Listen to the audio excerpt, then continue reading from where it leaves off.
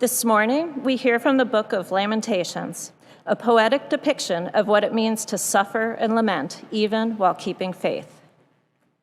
Let us open our ears, our minds, our imaginations, and join our souls with our forebears in both the Christian and Jewish faiths, as we listen across time and space to hear God's wisdom in these words. To recall my distress and my misery was wormwood and poison. Whenever I thought of them, I was bowed low. But this I do call to mind, therefore I have hope. The kindness of Adonai has not ended. God's mercies are not spent. They are renewed every morning. Ample is your grace. Adonai is my portion, I say with a full heart. Therefore will I hope in God. Adonai is good to those who trust in God, to the one who seeks God. It is good to wait patiently till rescue comes from Adonai. The wisdom of God for the people of God. Thanks be to God.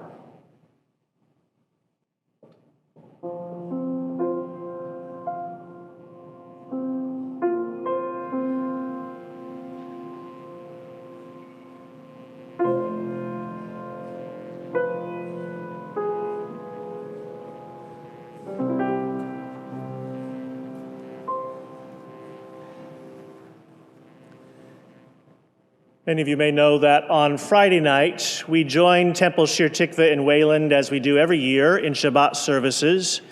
And I'm grateful especially to Susan, our Minister of Music, and to Cantor Hollis for keeping this relationship alive for us. Although our choirs are not together today or on Friday night, they will be together for a concert in May with songs and spirituals of hope and resilience. Today, I'm grateful to welcome our good friends and colleagues, Rabbi Danny Burkeman and Rabbi Jordi Schuster Battis, to our pulpits this morning to share the word with us.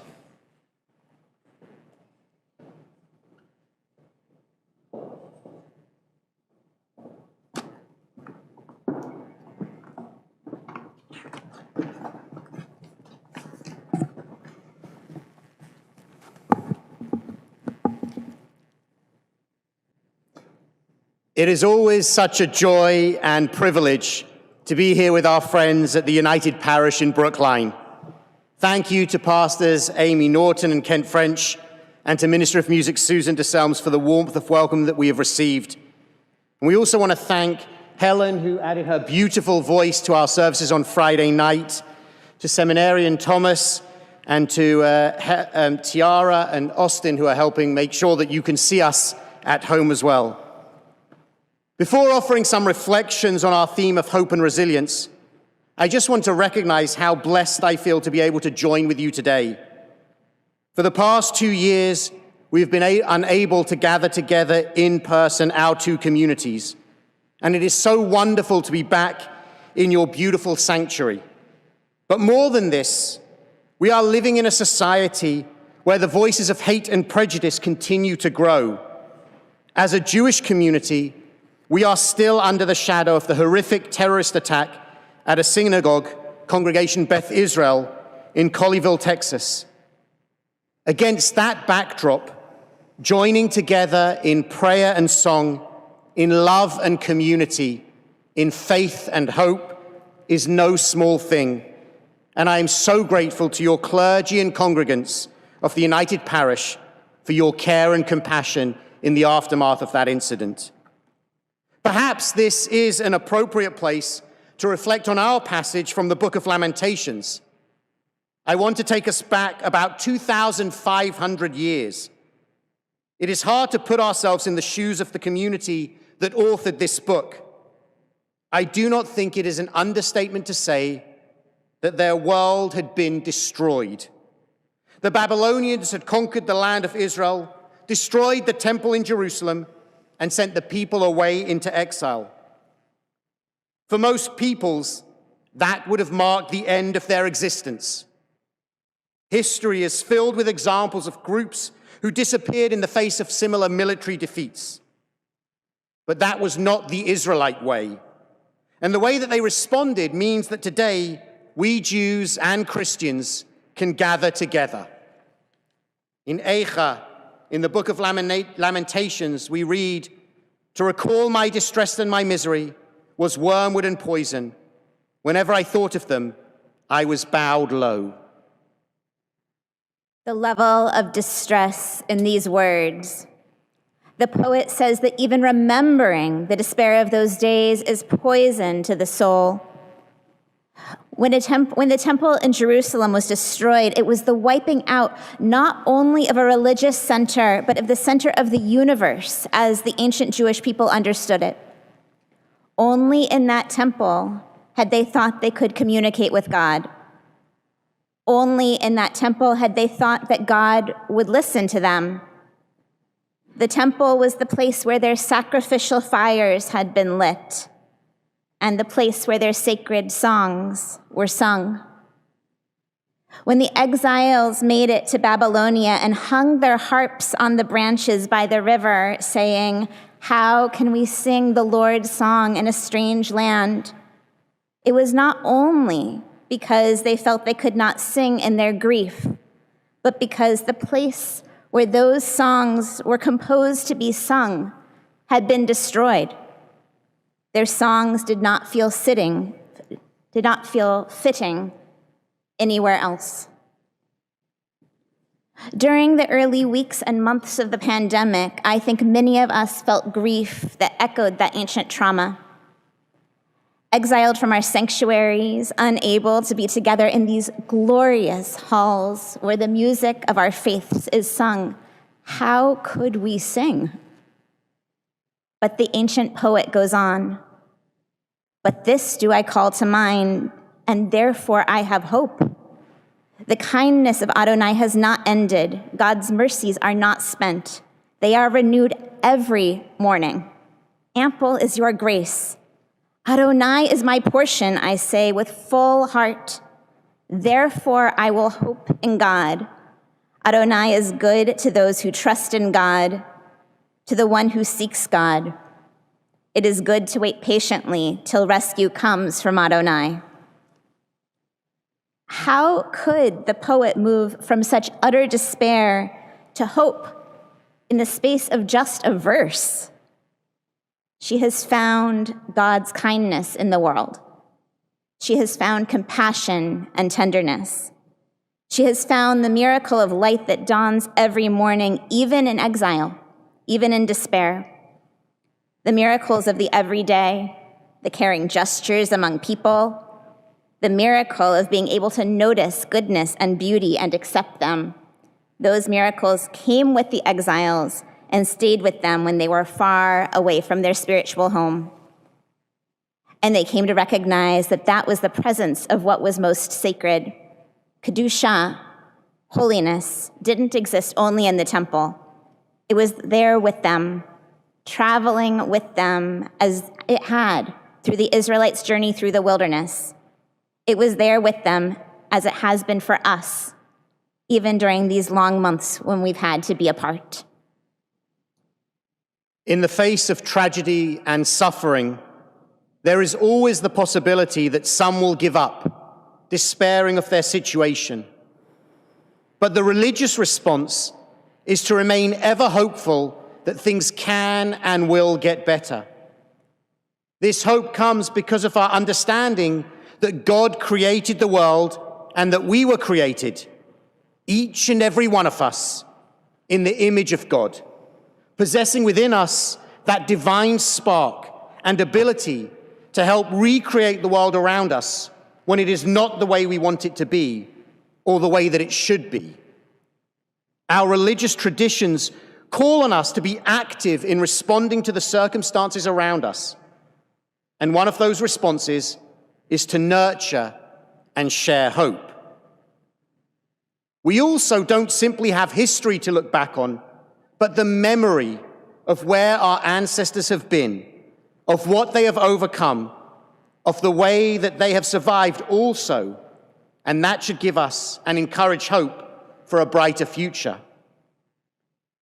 The rabbi of my childhood, Rabbi Hugo Grin, Zichrono Livracha, may his memory be for a blessing, was born in Czechoslovakia in 1930. And he shared stories that took place in the winter of 1944, when he and his father found themselves in a concentration camp grotesquely named Liebe Rose, Lovely Rose. His father announced that it was the eve of Hanukkah, our festival for kindling the light, and he took out a homemade clay bowl. He then began to light a wick immersed in his precious but now melted ration of margarine. Before he could recite the blessing, Hugo stopped his father and protested. "We need the food. We can't afford to waste it on the candle." His father looked at Hugo and then at the lamp and responded, "You and I have seen that it is possible to live up to 3 weeks without food. We once lived almost 3 days without water. But you cannot live, not even for 3 minutes, without hope." This lesson of faith, learned in the most hopeless of circumstances, embodies a Jewish response to the world. We live in hope. The section of the Torah that we read this week of the year in the Jewish calendar is called Ki Tisa. It's the portion of the book of Exodus when Moses goes up Mount Sinai after the giving of the 10 Commandments.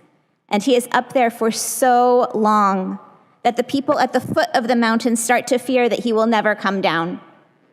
As we all know, they make the golden calf, turning to the immediate gratification of something tangible and shiny rather than allowing themselves to hope for something bigger, realer, higher, deeper. Looked at through our contemporary lens, the calf is a symbol of the people's cynicism. They make a decision to choose posturing and easy pretenses over the evidence of their own eyes and ears. We might ourselves fall into cynicism in the face of their failure to hold on to the lived experience of crossing the Red Sea and of hearing the thunder of God's voice at Mount Sinai, just as we might feel resigned to face in the face of all that we see in our own time, of people choosing to yield to their own fears rather than choosing to care for our greater society. But our Torah portion does not stop there. In this same portion that we read this week, Moses and God agree that God will from then on go in the people's midst. There will be miracles from then on wherever the people will be willing to see them. In the words of our teacher, Rabbi Larry Hoffman, faith is not something you have.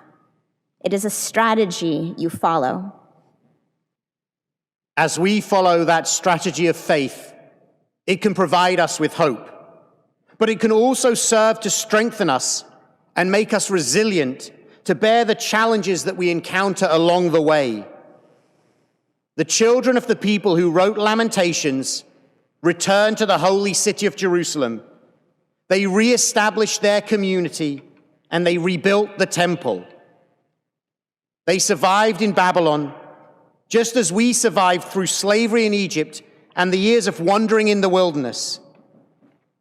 And then, in the year 70, the Romans destroyed that second temple and ended Jewish sovereignty in the land of Israel.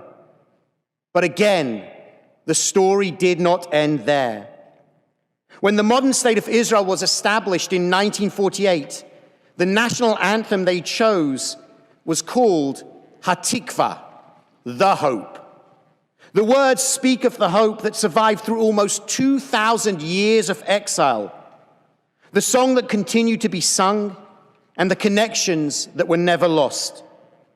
But when you listen to the tune, you can hear in the melody the strength and resilience that allowed the people to survive throughout all of their suffering. The faith and resilience that they had kept them hoping. And while the primary religious responses to times of challenge and suffering may be hope and resilience, there is one other Jewish response not found in the book of Lamentations. This response is humor, We have always found those ways to make a joke and laugh at our situation, no matter how desperate it might be. In the movie Fiddler on the Roof, about a Jewish community experiencing anti-Semitism in Tsarist Russia, one member of the community asks the rabbi, "Is there a blessing for the Tsar?" And the rabbi responds, "May God bless and keep the Tsar far away from us." A sense of humor, which is considered a Jewish characteristic by over 40% of the community, allows us to laugh even when situations appear hopeless. And I think it is emblematic of the fact that alongside resilience and hope, at difficult times, we still need to find opportunities for joy, moments to smile and laugh together. Yes, we are living through a challenging moment, but today, our ability to gather together in song and prayer, despite the voices of hate, in the midst of a pandemic, and even with the weather conspiring against us, being here with all of you brings us joy, which in turn strengthens our resilience and nurtures our hope. Here together this morning and beyond, may we continue to find ways to reframe our experience through song and with laughter. May we allow ourselves to lament and know that even within our crying out, we do not have to let go of the awareness of miracles and of joy. May we remember this day of joining together as loving companions on our journey through the wilderness, and may we unite in choosing the strategy of faith, the path of care, goodness, beauty, and gratitude to guide us to our promised land. Ken Yehi Ratzon, may it be so. Amen.